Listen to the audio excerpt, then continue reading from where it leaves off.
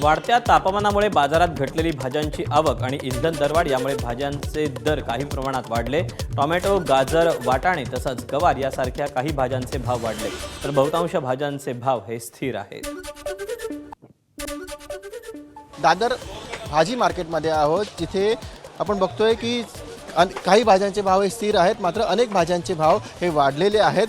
गाजराचा भाव जो पूर्वी 30 रुपये किलो होता तो आता थेट 60 रुपयांपर्यंत गेलेला आहे। टोमॅटोचा दर जिकडे आधी 30 रुपये प्रति किलो टोमॅटो मिळायचे ते आता 50 रुपये प्रति किलोच्या दरात टोमॅटोचा भाव गेलेला आहे। तर वाटाण्याच्या दरात देखील चांगलीच वाढ झालेली आहे। वाटाणे यापूर्वी 60 रुपये किलोने मिळायचे ते आता जवळपास 80 रुपये किलोने मिळतात। दादर मंडईमध्ये आहोत, जिथे आपण बघतोय की जवळजवळ सगळ्याच भाज्यांचे भाव हे वाढलेले आहेत, तर काही भाज्यांचे भाव आता वाढण्यास सुरुवात झालेली आहे। पुढच्या काळात भाज्यांचा दर आणखीनही वाढण्याची भीती इकडे व्यक्त केली जाते।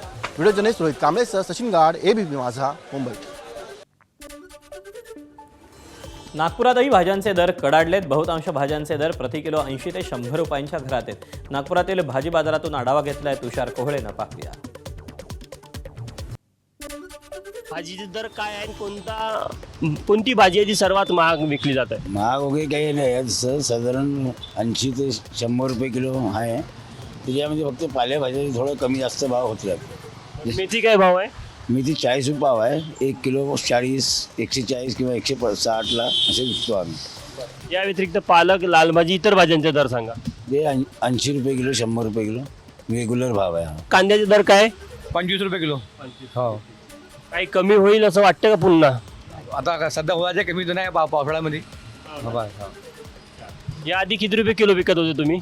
पहिले होतं 30 रुपये, पहिल्यावर 30 होता, नंतर मग आता उन्हाळ्यामध्ये कमी झाला आता। एबीपी माझा, उघडा डोळे बघा नीट।